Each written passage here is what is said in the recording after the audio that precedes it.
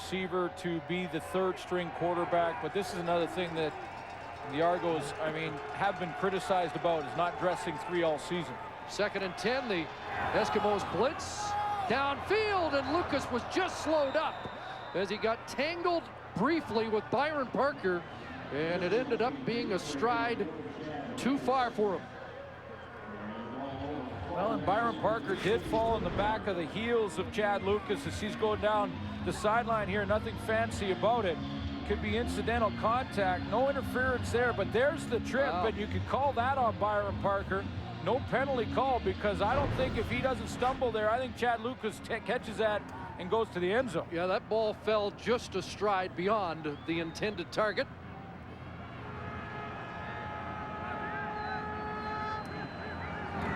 Marker down as Medlock gets a good hop again, and Tristan Jackson finally picks it up at the 26. And so we have 2 penalty flags on the play. We'll sort it out when we return. Under 8 minutes left, 3rd quarter. Chick and Stevie Baggs in a race. Argos are re-kicking because of a couple of penalties. No yards was declined, but the Eskimos take the illegal alignment penalty against Toronto, push them back, and hope to get better field position. That ball got by Jackson. Did he touch it? Yeah. Is that ball live? Doesn't matter. Jackson's got it. There's a penalty marker. Tristan Jackson down to the 25. And did he pull up lame here a little bit? I think he might have. Looks like he is in discomfort. Well, the concern always when you have field conditions like this is the groin injuries, the groin pulls, the hamstring pulls. When a player slips trying to change direction. No yards. Toronto number 51. 5-yard penalty. First down. Well, apparently it did not hit Tristan Jackson initially, and they're calling Ray Fontaine for no yards for the 2nd straight time. He didn't like the no yards call on the last play.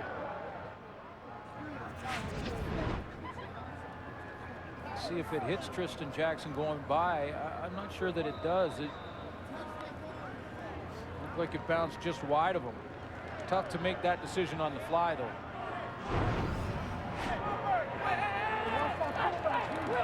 So they'll start at the 34.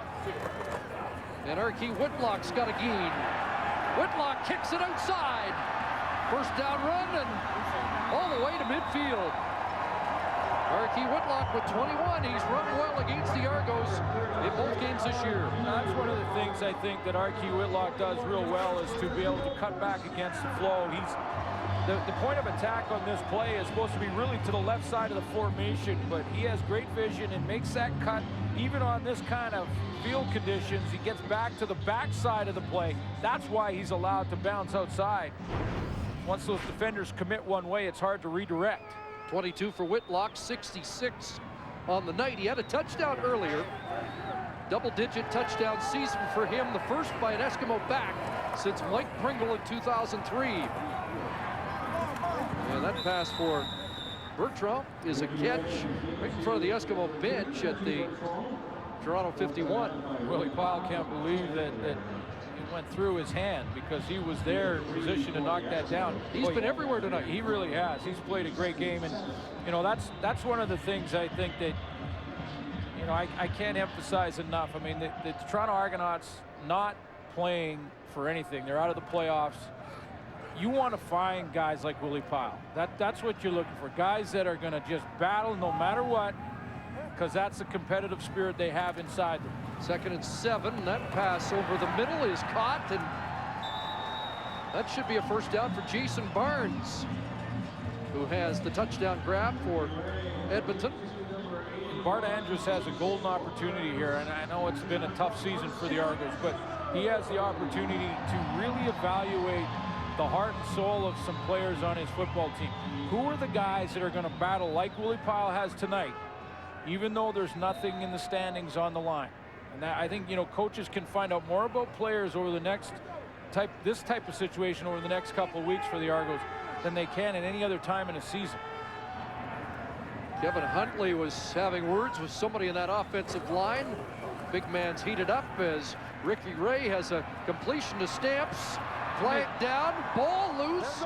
Do the Argos have it? They wisely batted out. Alfonso Hodge, the safety, and I think this is a turnover because it looked like the original flag was going against Edmonton. I think it might have been a rub or a pick by the Edmonton Eskimos right where Fred Stamps caught that ball. And another late penalty marker after the ball was batted out of play. Alfonso Hodge in his rookie season at safety only has 5 starts. Heads up move by him to knock it out of bounds, to know the rule. So there's the first call signaled that was against Edmonton. So the recovery should stand. And now was there a roughing penalty after the play? Forward pass interference. Edmonton number 80. That penalty is declined. After the turnover, we have major foul unnecessary roughness. Edmonton number 2. Toronto number 68. Those penalties will offset.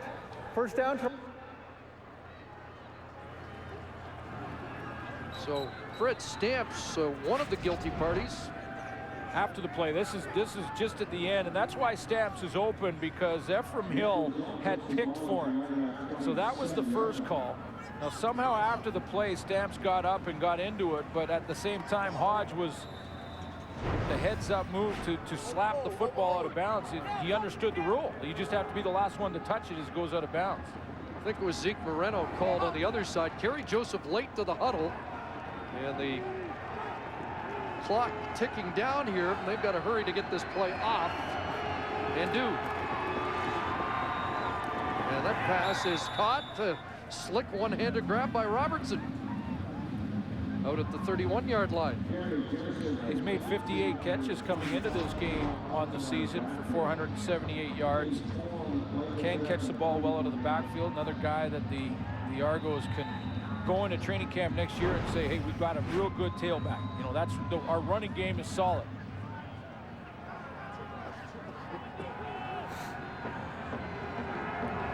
Short gain, 2nd and 6 after the Robertson catch. A lot of time, and that pass for Bradwell incomplete. Jason Goss on the scene defensively.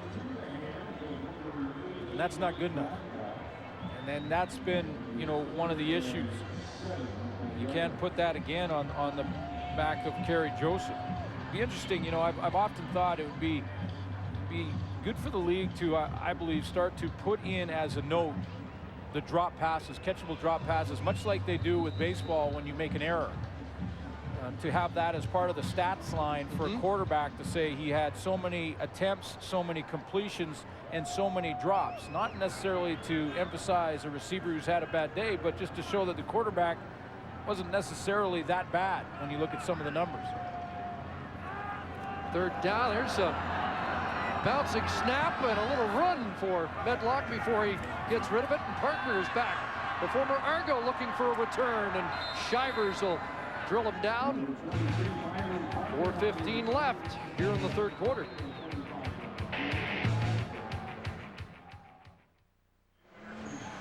Well, Earl Hickey presents the 4-day work week. Catch My Name is Earl, Monday to Thursday at 8:30 on the Comedy Network, and take Friday off. You can watch Friday Night Football on Friday. Well, you've got a stats idea that I like. How about a trophy for the leading receiver in the league, which is currently Fred Stamps? We could call it the Milt Stegall Trophy. He'd like that. Leading rusher in the league, you could call it, well, the George Reed Trophy. And for the leading passer in the league, and I'll take your pick of who you'd like to name that trophy after.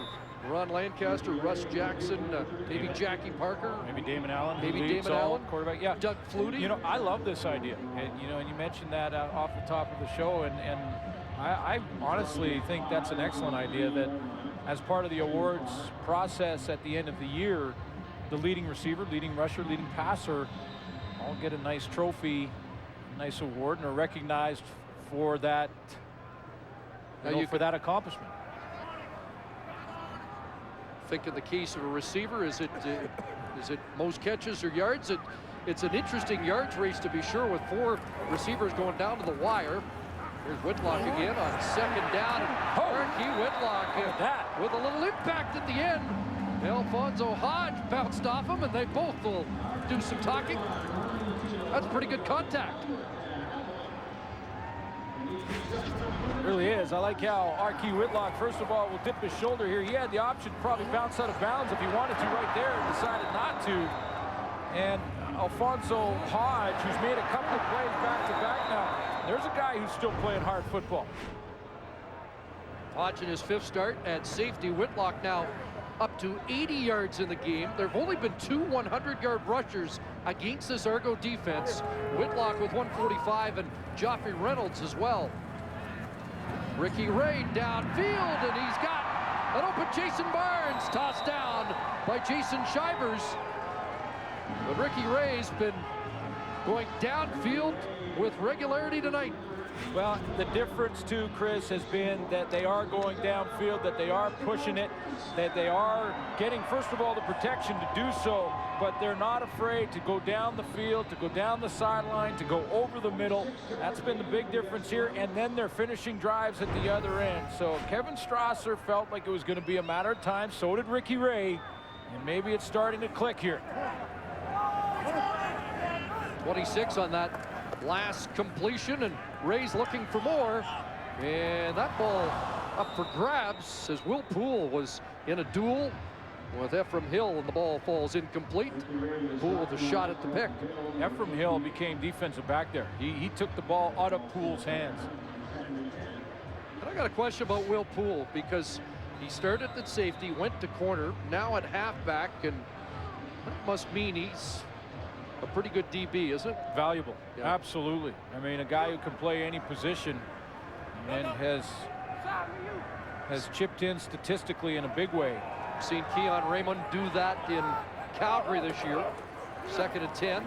Whitlock a running play, and this time held to short yardage down to the 30, and that will be field goal range for Derek Schiavone. Yeah, that's a good point, Chris, because when you have a guy like Will Poole and Keon Raymond, sometimes coaches will love their versatility, and they'll have them there as that safety guy that if you lose anybody in the secondary, and probably up at linebacker too, he'd probably slide in there.